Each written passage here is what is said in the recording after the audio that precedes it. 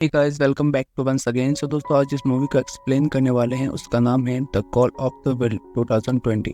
ये कुत्ते की कहानी होने वाली है जिसकी हरकतें आपको हैरान कर देगी। मूवी स्टार्ट होती है और हम बक नाम के कुत्ते को देखते हैं। उसे एक आदमी अपने पास बुलाता है और उसे एक छोटा सा पीस देता है, पर बक बड़ा पीस खाकर चला जाता है। रास्ते में दो आदमी बड़ा सा आइस बार लेकर जा रहे होते हैं। बक पानी के बदले आइस बार को चाटकर मजे से चला जाता है। पीछे से एक लड़की उसे न्यूज़पेपर लेने को कहती है। ये बक के ओनर की हाउसकीपर है। बक न्यूज़पेपर वाले से उनका न्यूज़पेपर ले लेता है। रास्ते में पोस्टमैन साइकिल पर जा रहा होता है। उसे देखते ही न्यूज़पेपर को वही छोड़कर बक उसका पीछा करने लगता है। पीछे से एक आदमी बक को देख रहा होता है और वो न्यूज़पेपर उठाकर पढ़ता है। उसमें छपा होता है कि इस ब्रेड का कुत्ता दिलाने वाले को मोटी रकम दी जाएगी। उसे पढ़कर वो बक को देखता है। बक पोस्टमैन का पीछा नहीं छोड़ता और कुछ दूर पर बेचारा पोस्टमैन गिर जाता है। वो हाउसकीपर से कहता है कि कुत्ता संभालो मैडम, मुझे मरवाओगी क्या। वो लड़की बक से कहती है, बेटे तुम घर जाओ और सबको जगाओ, गुड बाय। बक घर में सबको जगाने के बजाय उन्हें उठा उठा कर पटक रहा होता है। उन बेचारों के बेड पर कूद कर उन्हें हवा में उड़ा रहा होता है। वो इतनी तेजी से भागता है कि किचन में रखे बर्तन भी वाइब्रेट करने लगते हैं।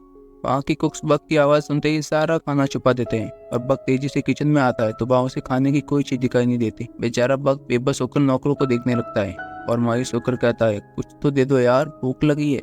लेकिन वो बक को कुछ नहीं देते, उसे बाहर भगा देते हैं। फिर बक को उसका ओनर घर के बाहर लेके आता है और दरवाजा बंद कर लेता है। पर बक खिड़की से अंदर आने के लिए कूदता है और ओनर कहता है कि आज के दिन तुम बाहर ही रहोगे और खुद ही डिसिप्लिन सीख जाओगे। इतने में बक खरगोश को देखता है। उसके बिल तक उसका पीछा करता है, लेकिन उसकी इमरजेंसी ब्रेक नहीं लगती और उसका मुंह बिल के अंदर घुस जाता है। जब वो अपना मुंह बाहर निकालता है तो देखता है कि वहाँ बहुत सारे लोग आ रहे हैं। तब पता चलता है कि घर में तो मेहमान आए हैं और ये शानदार दावत होने के लिए तैयार हो रही है। अब बाहर सारा खाना सेट कर दिया जाता है, जिसे देखकर बक खुशी से नाचने लगता है। तभी सारे लोग ग्रुप फोटो खिंचवा रहे होते हैं। इतने में बक मुंह में लेग पीस लिए बीच में आकर फोटो के लिए पोज करता है और सभी लोग चौंक कर बक को देखते हैं। फिर टेबल को देखते हैं तो लगता है जैसे खाने पर तो भूकंप आया हो। ओनर गुस्से में बक के मुंह से लेग पीस खींचता है, पर उसके मुंह में सिर्फ हड्डी आती है। स्मार्ट बॉय बक ने मांस ऑलरेडी खा लिया होता है। उस रात ओनर उसे डांटता है कि यार तुम एक दिन भी डिसिप्लिन फॉलो नहीं कर सकते क्या। आज सबके सामने तुमने मेरी नाक ही कटवा दी। यह कहकर वो दरवाजा बंद कर लेता है, उसको बाहर सोने को कहता है। तो वह होने पर एक आदमी वहां आकर बक को देखता है। अब वह पूछता है कि ये नया मालिक कौन है भाई। वो उस आदमी के पास जाता है और ये वही आदमी होता है जिसने पहले दिन न्यूज़पेपर का ऐड पढ़ा था। बक उसकी गाड़ी में बहुत सारा खाना देखता है और उसके अंदर चढ़ जाता है। तब अचानक कुछ लोग दरवाजा बंद कर देते और फिर बक को ट्रेन में कहीं ले जा रहे होते हैं। बेचारा बक कंफ्यूज हो जाता है कि ये लोग उसे कहाँ लेके जाने वाले हैं और बॉक्स के छेद में से वो बाहर देखता है। एक जगह पर उस बॉक्स को एक आदमी तोड़ता है। बक बाकी बॉक्स को खुद ही तोड़कर बाहर आ जाता है। वो आदमी डांटता है कि ओवर एक्टिंग मत कर, चुपचाप मेरे ऑर्डर फॉलो कर, ठीक है। बक उस पर जबरता है लेकिन वो छड़ी से उसे मारता है। अब बेचारा बक किसी तरह संभल कर खड़ा हो जाता है। वो आदमी कहता है कि मेरी बात मानोगे तो नहीं मारूंगा, समझे। डर के मारे बेचारा बक चुपचाप हो जाता है। फिर वो बक को एक खंबे से बांध देता है। बक रस्सी तोड़ता है और सबको धक्का देकर ऊपर भागता है। ऊपर जाकर पता चलता है कि वो समुद्र के बीचों बीच एक शिप में है और वो शिप अलास्का जा रहा है। अभी बक को एक बूढ़े के हवाले करते हैं। बक को वहाँ के लोगों का पहनावा थोड़ा अजीब लगता है। चलते चलते वो पहली बार बर्फ पर पैर रखता है और उस मोमेंट को बहुत एंजॉय करता है क्योंकि उसने पहली बार बर्फ देखी थी। इतने में बर्फ गिरने लगता है। उसकी खुशी का तो ठिकाना ही नहीं होता। कुछ दूर पर जॉन नाम के बूढ़े से टकराता है। जॉन उसे देखकर चला जाता है, पर उसका माउथ ऑर्गन वही गिर जाता है। बक उसे उठाकर जॉन का पीछा करता है। अब जॉन शिप में चढ़ जाता है और मुड़कर देखता है कि बक के मुंह में उसका माउथ ऑर्गन है। वो बक से अपना माउथ ऑर्गन ले लेता है। तभी एक आदमी बक के गले में रस्सी डालकर उसे ले जाता है। बक को किसी पेट शॉप में छोड़कर वो चला जाता है। तब एक पेरोड नाम का आदमी आकर बक को खरीद लेता है। फिर वो उसे लेकर एक बर्फीली जगह पे जाता है जहाँ लोग भारी सामान लेकर एक रास्ते की मदद से पहाड़ पर चढ़ रहे होते हैं। पेरोड बक से कहता है कि तुम आगे जाना चाहते हो तो जा सकते हो। अब बक खुश होकर आगे बढ़ता है। ऊपर जाकर पता चलता है कि उस बर्फीले पहाड़ पर तो गाँव बसा हुआ है। अब पेरोड की असिस्टेंट फ्रैंकोइस को दिखाते हैं। वो पेरोड से पूछती है कि मैंने आपसे 2 कुत्ते मांगे थे और आप एक ही लेके आए। पेरोड कहता है कि एक ही 2 के बराबर है। फ्रैंक बक को देख लिया और उसे बाकी कुत्तों से इंट्रोड्यूस करवाती है। इनमें से एक हस्की ब्रीड का कुत्ता होता है। उसे देखकर कहती हैं कि ये है स्पीड और आज से तुम्हारा यही बॉस है। फिर कुत्तों को एक गाड़ी से बांध देते हैं और कुत्ते तेज दौड़ने लगते हैं। बक काम पे न होने के कारण पहले डगमगाता है और सारे कुत्ते एक तरफ भाग रहे होते हैं और बक किसी और डायरेक्शन में भाग रहा होता है। अगले दिन फिर उसी तरह कुत्ते बांधे जाते हैं और वो कुछ पार्सल डिलीवर करते हैं। रात को सारे कुत्ते फिश खा रहे होते हैं। तब स्पीड बिल्कुल एक बॉस की तरह दूसरे कुत्ते का फिश छीन कर खाने लगता है। यह देखकर बक उस बेचारे को अपना फिश दे देता है। उसकी रहमदिली देखकर बाकी कुत्ते बोलते हैं, बस भाई बस, तूने आज मेरा दिल जीत लिया, आज से तू मेरा फ्रेंड है। अब अगले दिन वहाँ का तालाब फ्रेज हो जाता है। उसमें छोटा सा गड्ढा बनाकर स्पीड उस गड्ढे से अकेला पानी पीता है। और बाकी कुत्तों को पीने नहीं देता। बक एक पास में गड्ढा खोदकर दूसरे कुत्तों के लिए पानी का इंतजाम करता है। अब पैरोट और फ्रैंकोइस उस बर्फ की आउटलेयर पर चल रहे होते हैं। अचानक बर्फ टूट जाती है और फ्रैंकोइस पानी में गिर जाती है। बक तुरंत दौड़कर पानी में कूद जाता है और फ्रैंकोइस को बचा लेता है, लेकिन बेचारा खुद ही पानी में डूबने लगता है। बक बक चिल्लाकर पैरोट चिल्लाने लगता है, उसे हाथ देता है पर वो कहीं नजर ही नहीं आता। पैरोट मायूस होकर बैठ जाता है। तभी उसे कोई एक छड़ी हाथ में पकड़ाता है। वो उस छड़ी से बर्फ को तोड़ते हुए मुड़कर देखता है तो वहाँ बक खड़ा होता है। पैरोट खुशी से उसे गले लगा लेता है। स्पीड ये सब दूर से देख रहा होता है। उसे बक के नाम से अब स्पीड होने लगती है। अगले सीन में बक एक रेबिट को पकड़ता है, उसे बिना कुछ किए छोड़ देता है, लेकिन स्पीड उस रेबिट को पकड़कर मार डालता है। फिर वो आकर बक को देखता है और उसकी आंखों में साफ नजर आता है, यहाँ एक ही विलन है और वो विलन मैं हूँ। वो कहता है कि तुम पहले कुत्तों के फेवरेट बने और अब ओनर के भी बन गए। मेरी जगह लेना चाहते हो तो मुझसे मुकाबला करो। फिर वो भागकर बक पर अटैक करके उसको जमीन पर पटक देता है। ये दूसरे कुत्तों को देखते हुए कहता है, देखा, हमेशा मैं ही बॉस रहूंगा। बाकी कुत्ते डर के मारे फ्रीज हो जाते हैं। अब बक उठकर स्पीड को घूरता है। स्पीड उस पर फिर से अटैक करने वाला होता है, लेकिन इस बार बक उसे ऊपर उठाकर पटक देता है। फिर डर जाता है और इस तरह बक उनका नया लीडर बन जाता है। अगले दिन पैरोट गाड़ी तैयार करके स्पीड को ढूंढता है, पर वो कहीं नजर नहीं आता।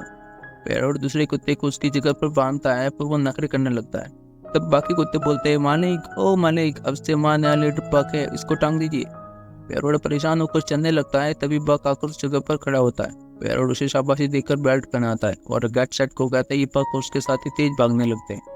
वहाँ कई रेंजर्स दौड़ रहे होते हैं। रेंजर्स के बीच बक की टीम अपने रथ को खींच रही होती है।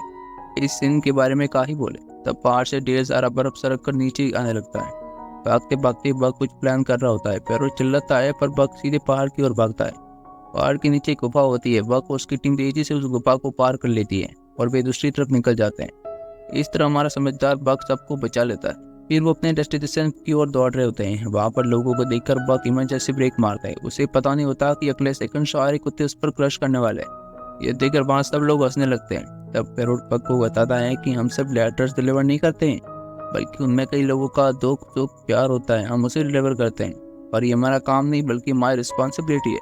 अगले दिन वहाँ जॉन को देखकर बक फिर अचानक रुक जाता है और उसका साथी भी रुकते हैं, पर झटके की वजह से पैरोट गिर जाता है और पूछता है, यार बक तू हमेशा इमरजेंसी ब्रेक क्यों मारता है।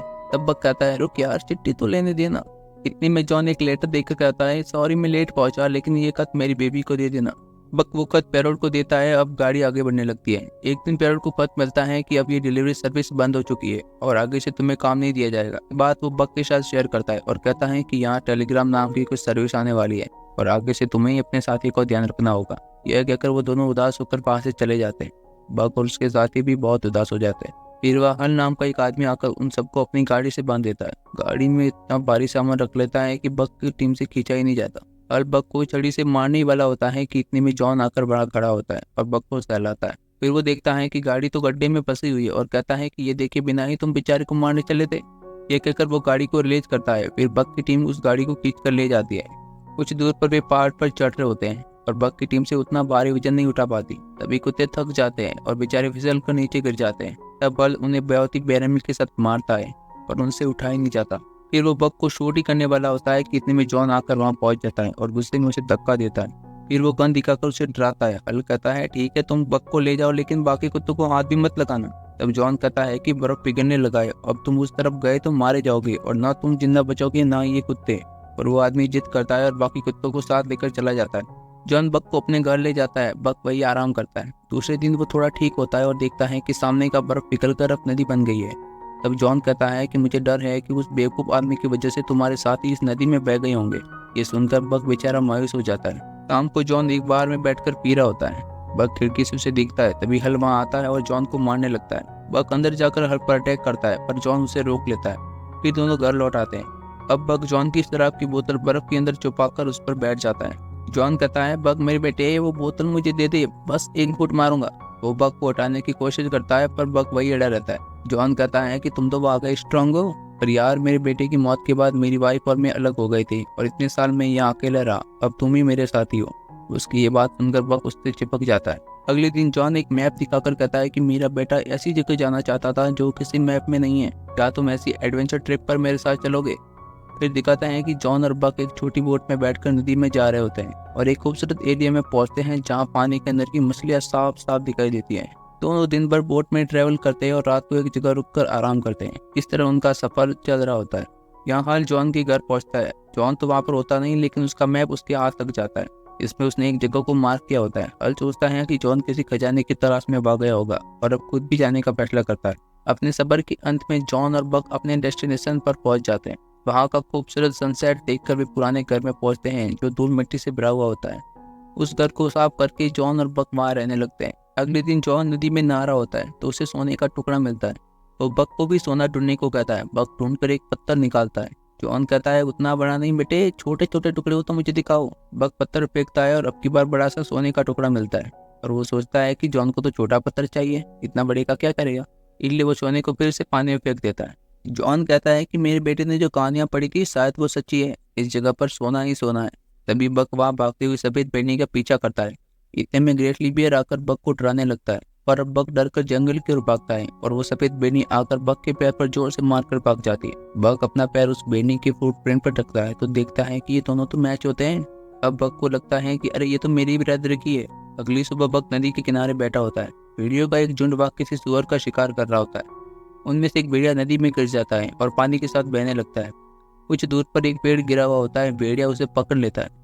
इतने में बक आकर जल्दी से उस पेड़ को जमीन की तरफ मोड़कर उसे बचा लेता है और अब सारे भेड़िए बक के फ्रेंड्स बन जाते हैं। फिर वे बक को शिकार करना सिखाते हैं। बक हर चीज में माहिर हो जाता है। वो दूसरे जानवरों, पक्षियों और मछलियों का भी शिकार करता है, लेकिन वो अपना हर शिकार जॉन को लाकर देता है। जॉन हंसकर कहता है कि यार तुम्हारे रंग ढंग से तो लगता है कि तुम मुझे आदि मानव बना दोगे। जॉन देखता है कि बक उस सफेद बेड़नी के साथ घुल मिल गया है और उसने अपना जीवन साथी ढूंढ लिया है। उस रात को बक से कहता है कि ये दुनिया बहुत बुरी है, कल क्या होगा ये कोई नहीं बता सकता। मैंने सोचा भी नहीं था कि मैं अपने बेटे को खो दूंगा, पर आज मैं उसके बिना अकेला जी रहा हूँ और अब तो मैं बूढ़ा भी हो चुका हूँ। तुम अपने जीवन साथी के साथ खुश रहना और हाँ, इंसानों के चक्कर में बिल्कुल मत पड़ना। मेरा तो अंत आ गया है और मैं अपनी आखिरी सांसें यहीं लूंगा। यह कहकर वो घर के अंदर चला जाता है। बक जंगल में जाकर भेड़ियों के साथ रहने लगता है। अब दिखाते हैं कि वो पुराना घर जल रहा होता है। उसे देखकर बक जंगल से निकलकर घर की ओर भागता है। इतने में हल जॉन को शूट कर देता है और उसे सोने का टुकड़ा मांगता है। जॉन उसे सोना दे देता है, लेकिन सोना लेने के बाद हल उसे फिर से शूट करने वाला होता है। इतने में बक आकर उस पर अटैक करता है।